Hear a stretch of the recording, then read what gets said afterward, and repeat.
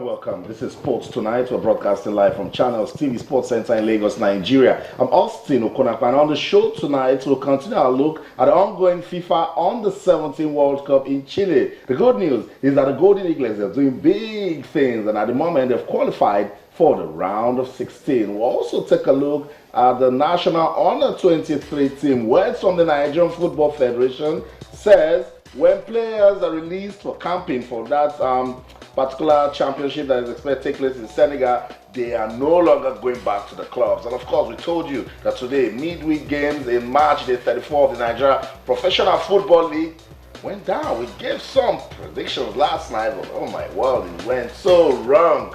It was just GYFC that went away to El Kanemi to get an away victory, but we like the Nigeria Professional Football League because we're counting down, and it seems we will be getting a winner anytime soon. And of course, you know, the UEFA Champions League games going on as we speak. CSK Moscow taking on Manchester United. It's not looking good for the Red Devils. Of course, you know, it's football where anything can happen. Also have eyes on that big one between Paris Saint-Germain and Real Madrid. So that's it. Action-packed world of sport. Let's quickly bring you into all of what we'll do tonight on the show so that just be part of it. Start talking right away. Our feedback mechanisms are still the same. On Twitter, we're channels_sports, and on Facebook, we're channels-sports. We're talking about the UEFA Champions League tonight, the FIFA Under-17 World Cup, and of course, all that is going down the exciting world of sports. Tweet at us, questions, comments, suggestions. You want to be part of the show? We want you to do that the way you can, the best way you can, of course. Because right here, this show, we keep saying, is designed for you. Also, all our top stories can be viewed on our website. It's channelstv.com, and on YouTube /channels. Where if you're on the go and you want to be part of what we're doing right here at Channels TV Sports Center in Lagos, Nigeria, it's simple. Go to channelstv.com and download the Channels TV app for your Android, iOS, Windows, your iPad, BlackBerry. Just go to your respective stores and download the Channels TV app. It's that simple, and you will be part of all we're doing. Sure. The FIFA Under-17 World Cup, it is the 16th edition. Nigeria is the defending champion, and Coach Mario Amunike and his team, they are hoping to, you know, make it win the competition for the 5th time. Once again, feedback of our feedback mechanism right there on your screen. Twitter with channels_sports, and on Facebook the channels-sports. We want to be part of the show tonight as we continue our look at the FIFA Under-17 World Cup, the UEFA Champions League, and of course, March day 34 of the Nigeria Professional Football League. Okay, there's so much to talk about tonight on the show, but we'll begin with the UEFA Champions League.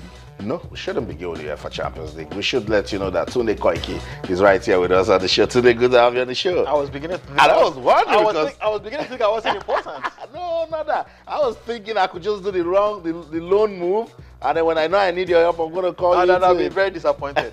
Good to have you around. Thank you very much. Tunde Koiki is with us on the show. I was too excited to start telling them that Nigeria defeated Chile by 5-1. So just want to quickly do that before you come and be part of the fun also, because I told you last night that is important. But before we talk about the FIFA Under-17 World Cup, let's talk about this developing story as regards the national Under-23 team. Today is really interesting. Yes, it is. Yes, it is. From what we hear now, the Nigerian Football Association have given a directive, and they've stopped players from the Nigerian Premier League clubs who are in the Dream Team camp from returning back to their clubs the moment they get to the Dream Team camp. What they're trying to say is that they will no longer release these players to the clubs to go and play in Nigerian Premier League matches, midweek matches, and have them return back to their clubs. And have them return back to the national team camp. This, for me, is nothing short of an atrocity, and it is bullying of the highest order. To the clubs. They cannot try this with foreign clubs. I know. They cannot try it with even clubs based in Africa. They cannot try it with clubs based in Europe, but they can definitely try it with clubs based in the Nigerian Premier League for so many reasons. One, the clubs themselves do not understand their role in the football structure, and they do not recognize their rights. as clubs. If these clubs did not bring these players to the limelight, if they did not give them an opportunity to showcase their talents, if they did not pay them the wages that they do in quotes, and give them the opportunity to become Nigeria Premier League players, they would never have come to the attention of national team selectors. I agree. So herein lies the problem. This is a club versus country rule.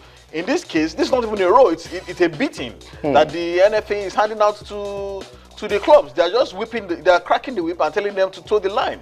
Yet they are not cognizant of the fact that the Nigerian Premier League has not ended. Yeah, and this is even the most important part of the league. There are still 3 or 4, I think, I beg about 3 crucial rounds to go, and these players form the integral part. I mean, when you have players in the national team, surely it stands to reason that they are standing players in your team. And if your national team is going to rob you of these players, surely you have a right to seek redress. And if any of these clubs takes this matter to CAS or to any adjudicating body, I'm sure they will receive a fair hearing. This is unacceptable as far as I'm concerned. So the NFA haven't done properly. What they should have done is sit down with the clubs. Look, we have a national assignment. You negotiate with them. That's what it is. You do not bully them. You do not make you do not slam your fist on the table and make pronouncements. And the shocking thing, as far as I'm concerned, is that the clubs have just sat down meekly and just said, raise up them, okay, no problem, whatever daddy says. Let me just repeat what Tunde Koiki said. That the Nigerian Football Federation, they've notified all the clubs in Nigeria, actually clubs playing in the Nigeria Professional Football League, that players in the national under-23 team, that's the Dream Team, that from Sunday, the 25th of October, no player will be released from the camp to honor any league match until further notice.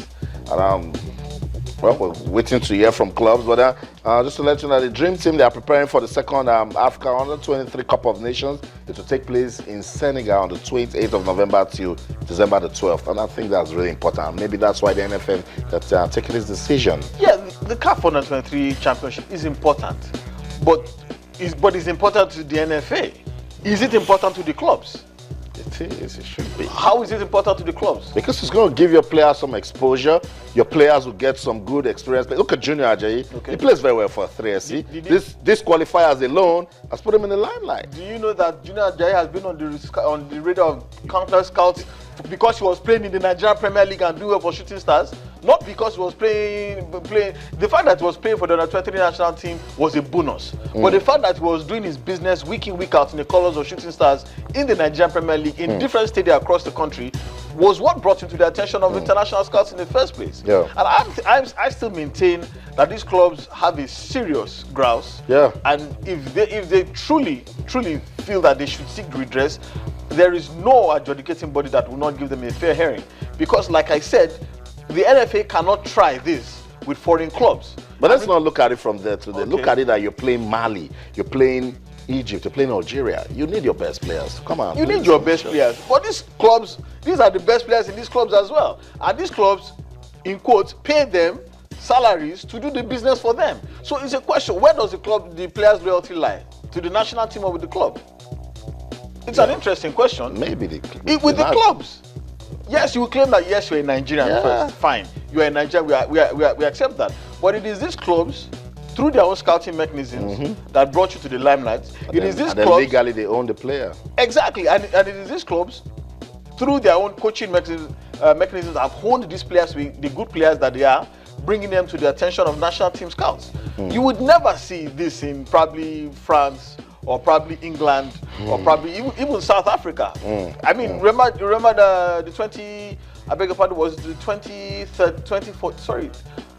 2014 CHAN. South Africa Premier League clubs refused to release players to the national team because they said that, look, we're the right smack in the middle of the PSL season. These players are integral to our own ambitions. We cannot release them to you because there was no prior negotiation between the PSL clubs and SAFA. But someday you might just be shocked that most of these players